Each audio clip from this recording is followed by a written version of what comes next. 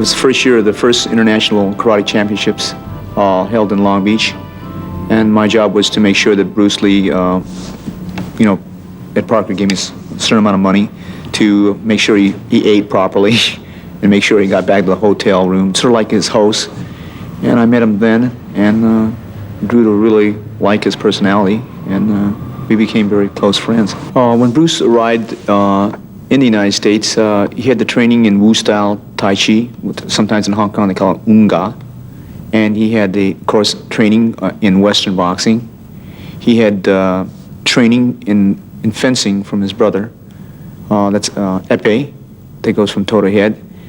He had training, obviously, in Wing Chun, and the other area was the training he had received in, they call it Buk Pai, or it's Tam Toi. He knew 12 sets in Tam Toi. And then believe he traded with a Choi Li Fat man. So those were the arts that Bruce brought into the United States. What Bruce did, as it relayed to me, that he could never learn from the top man, because in those days, Kung Fu practitioners were quite prejudiced, and they didn't usually share the knowledge with other people from other styles. So what Bruce did, he knew that, so what he did would go to the second or the third or fourth man in the system and say, well, look at how would you like to learn Wing Chun? And I'll trade you my Wing Chun knowledge for your praying mantis. Let's say it's Northern praying mantis. And that's what he did, because he knew that the head instructor wouldn't teach him. So he did that in Southern Mantis. Southern Mantis, I believe he trained straight with the man. But a lot of the styles that he trained in Chinese Kung Fu, the way he picked it up, he would exchange the knowledge in Wing Chun for different styles. And of course, it was between him and the person he traded with. So he usually picked the second or third or fourth or fifth man within the hierarchy or of the top five in each Kung Fu system. And then as he approached that, he worked obviously with a lot of Western boxers. A lot of his students were sort of street-type fighters. He worked with various different wrestlers and judo men and jiu-jitsu men, and slowly went away from the traditional or the classical way of training in Kung Fu. And he sort of changed the methods. In other words, he did away with the classical, traditional ways of forms. But I think he still kept the forms, but he separated between what was the forms and what was the way he wanted to train for martial art. He referred to the forms as martial art gymnastics. And that's the first part that you would see, because when I first learned under Bruce, he was teaching me sets. For the first 6 months of my training, I learned sets. And I was learning a set in Northern Mantis, and the first set in Wing Chun, and a little first part of the Wu system, Tai Chi Chuan. And then within about 3 to 6 months, it's hard to go back in my memory right now, but he said that's not where it was at. And he just completely stopped teaching me that, and went into this, what I call his way of thinking, his way of training. Instead of doing, like in other words, the Wing Chun dummy, for an example, and I think Bruce only knew from 1 to 60, I believe, and he wanted to learn the rest of the Wing Chun dummy, and at that time he did not know, and I think he went back to Hong Kong and tried to learn it, but somehow reason he could not. So he felt that the first 1 to 60 was very important. Instead of training from 1 to 60, he would take a portion of that 1 to 60 and train that thing over and over and over and over again. That's the way he taught. And then he came to a point where he started to not even follow the prescribed method on the Wing Chun dummy. He just started to freelance it. And that's what he did with the forms. He just took a section of the form and shadow box it, pretty much like a Muay Thai fighter would do. He would shadow box the movements, right? Or like a Western boxer would shadow box. And he would take it out of the form, analyze it, investigate it, and say, no, that's not the way you would actually do it in combat. I'll change it a little bit. And probably, I'm safe to say, he was probably very much criticized during that time period. Absorb what his useful concept is just something that he felt that every individual was different. Therefore, he couldn't really follow his instructor per se. So realizing that you couldn't follow his instructor, he had to find out what worked for him. But of course you have a base system. And so his interpretation is that you could, say, unite Wing Chun and flow right into Jiu-Jitsu, and go from Jiu-Jitsu into Western boxing, and Western boxing out to Savate or out to Muay Thai, and go back and in and out of various disciplines. This was his idea, and he seemed to, as people said at that time, get away with it. But a traditionalist might frown on that, because that's not the accepted way. There are some people that, when you study with them, whatever the style is, they want you to say strictly Chole Fat, or let's say Chole Fat, for instance. Okay, but his concept was that you didn't have to. You could flow from Chole Fat into Wing Chun if you knew how to do it. You can flow from Chole Fat into Western boxing hands. From Western boxing hands, you can flow into Jiu-Jitsu. You can flow into grappling. So absorb what is useful is that, identically what he's trying to say is from a book called The Art of War, Sun Ji. He says, absorb what is useful, reject what is useless, and add specifically what works for you. So that's basically the philosophy behind absorb what is useful.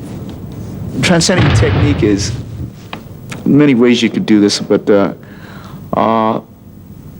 techniques really aren't that important. What makes a technique, in my opinion, is the timing, the rhythm. Okay, your personal attributes like your agility, your balance, your coordination, dexterity, stamina, strength for that certain time period. The technique has to fit the individual. Technique has to fit motion, both your motion and the opponent that you're flowing with. That's the important part about technique.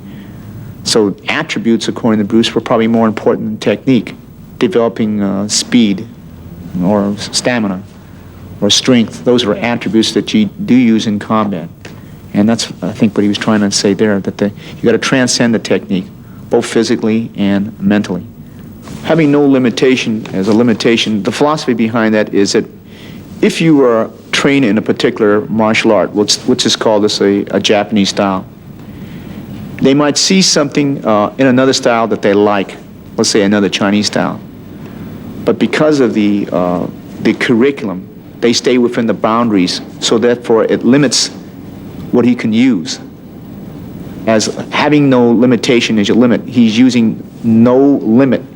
The boundaries within the Western boxing, let's say that's a boundary because you're boxing, you're strictly using your hands. You're not really using your knee, you're not using your elbow, so it is limited. Wrestling, for the most part, unless it's professional wrestling, you're not allowed to use the elbow or bite and gouge. So you're limited because that gives you a kind of a structure to work with. Judo is very, very good art. They throw well, they choke well, they strangle well, they arm bar, they leg bar, but there is no punching, so that's limit. So he's trying to say using no limitation as styles do limit to a certain degree. Bruce said that to transcend technique, it has to punch, it has to kick. You don't punch, it punches, it kicks, it elbows, it knees, it head smashes, all right? It does everything. It grapples, it locks, it chokes, it strangles. It was the transcending of self. You don't know how you hit. It hit by itself without even a conscious effort. That's what he's talking about, that the it. So he's transcending the physical. He told me once, well, I don't know if it's true or not, he said that he could see himself, if there was a person he's fighting, that he never fought the battle from here. He fought the battle from here, and he could see himself and the opponent. He says, I says, let me get this straight now. You mean your opponent's here, and you're not here watching this guy? He says, yes, I'm watching from here. So he had that saying, and I think it's in one of his sayings, he says, be like a wooden doll. It has no ego. It just moves like a wooden doll because you move. So he can absorb it, like he said, you can observe things better from a third person, without critically. Like it's when I train fighters, I couldn't understand why they couldn't see the opening when they were sparring, right? And why they didn't cover this. But when you get in there, you can't see the opening. You could see it from the third person, and that's what Bruce was saying he was seeing it. For a good example, when I played football, if I made a good run, it was so effortless. When you're up there in the stadium, you can see the openings where he should have ran left and right. But when you're running with the ball, you can't see the openings sometimes, right? Your coach from the bench can see it, and your scout up there in the stadium can see where you should have ran left or right, or you should have put on a speed, or should you stop short and cut to the left or to the right. But when you're in the heat of it, you really can't see it, right? That's what he's saying, that he sees it from a third person, therefore he can see the openings. That's why a trainer has to tell his boxer or his fighter when he comes back to the corner, he says, loop with the overhead. He's dropping his hands because sometimes he's so occupied in trying to defeat his opponent, he can't see it because he's not a wooden doll. You have to be formless, as he should tell us. And that's, I think, what he's trying to say. It does it because he's no longer in the body. What Jun Fan was basically, I think its base system was probably Wing Chun, and thrown in with ideas that he picked from Savate, Muay Thai, as he saw it, as he observed, thrown in with various different Kung Fu systems and Western boxing with Jiu-Jitsu and different things he had learned from different grappling arts from China. And that's the basis of Jun Fan. The liberation of Jun Fan, we get into now what we call Jeet Kune Do. For an example, to expand on what Jeet Kune Do is, Jeet Kune Do is a very personal thing. Therefore, it is not really a product. Rather, it's a process. It's a process of becoming, and you're constantly changing. The only thing you can be sure about time is it's constantly changing, even the ideas. Okay, so Jeet Kune Do, for an example, if I had one student, he might incorporate only 20%, let's say, Western boxing, as another student might really like it, so he'll use 80% Western boxing. Another person might incorporate 100% Muay Thai. Another person might not like the training, so he might incorporate 10. That's strictly up to him. A person might incorporate grappling. Let's say there's three persons. One person might not incorporate any of it. Another person would incorporate maybe 10%, another person 15%, another person maybe 80% of it. But what is important, that he is exposed to that particular discipline. The way I'm moving now, I use the discipline to develop attributes. That's the key thing, because I believe, like Tai Chi Chuan, for an example, it has a lot of good characteristics that I like. You know, it sort of calms the system down, and it has balance. It promotes balance, and it has good body control when you do it. Muay Thai, the advantage I think there is that they are really, as far as conditioning in the martial art, I consider them to be the most highly conditioned martial artists out there. So I like to incorporate that aspect of it. I leave my students to say, well, do they like the training in Muay Thai better than they like the training in Bando or so on. I allow my students to choose what they like, what they want to do, and what art that they want to gravitate to. And I think this is important. Just as when people go through public school, you should give them a base study course, but you allow them after they come out to pick what they want, where they want to concentrate on music more, or art, or on math, or on science. So Jeet Kune Do is just the same thing. You concentrate on your effort. A Jeet Kune Do technique can be a boxer's left jab, it could be a boxer's left hook, it could be a boxer's uppercut, and it could be a cross. It could be a Muay Thai kick on the thigh. It could be an elbow from Muay Thai. It could be a knee from Muay Thai. It could be a wrist lock from Jiu-Jitsu or Aikido. It's whatever works. So a Jeet Kune Do technique, you can't really classify a Jeet Kune Do technique. In the way of in the realm that Bruce had it, it's absorbing what is useful for you.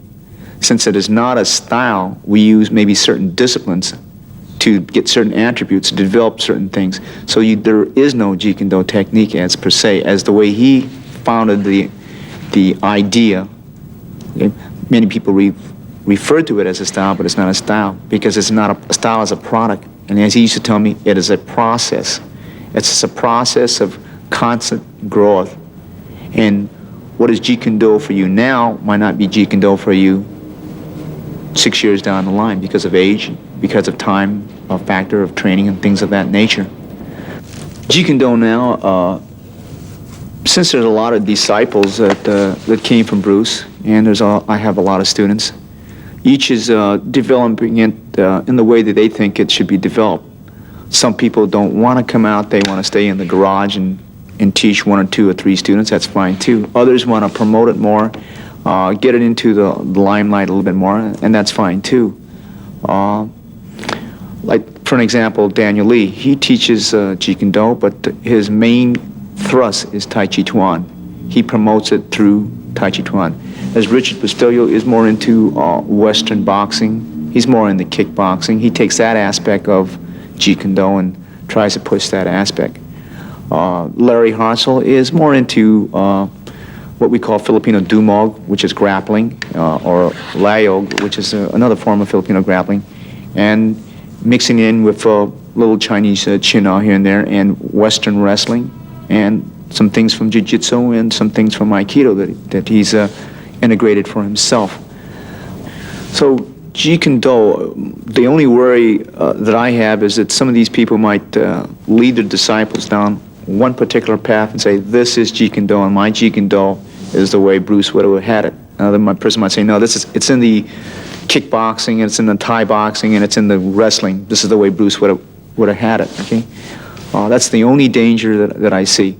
Bruce did hand out certain techniques, but they were used to illustrate a certain point when you might use this at a particular range. And the thing that he used to tell me, there are certain weapons that are good for certain ranges. Like a grenade, you wouldn't use it 5 feet away from you. You might use a dagger. A staff, you might use it for a little bit shorter distance. A grenade would be good maybe if there's a machine gun nest out there 50 yards, and that would be the time to use it. There are certain techniques that are good for certain circumstances. Once a man crashes in and he's in grappling range, you should use it. So there are some people who don't believe in the grappling range, but if you look at any professional boxing match or kickboxing match, they within 2 to 3 kicks or 3 or 5 punches, they're already in clinching range. So you should have a grappling art. You can't afford not to learn it. Okay, some people say, well, I'll finish it all in kicking range, I'll finish it all. So I guess what I'm trying to say is that every system or discipline has its time and place. For an example, Bruce used to ask me, he said, Dan, what's the best way of travel? I says, 747, jet, United Airlines, possibly. He says, well, if you're going across the street, the jet wouldn't be very much of use, would it? If you wanted to go 2 or 3 blocks, maybe a bicycle might be better than the car. And if you're in the jungles of Amazon, he says, the Porsche that McQueen drives isn't any good because he can't use it under that environment.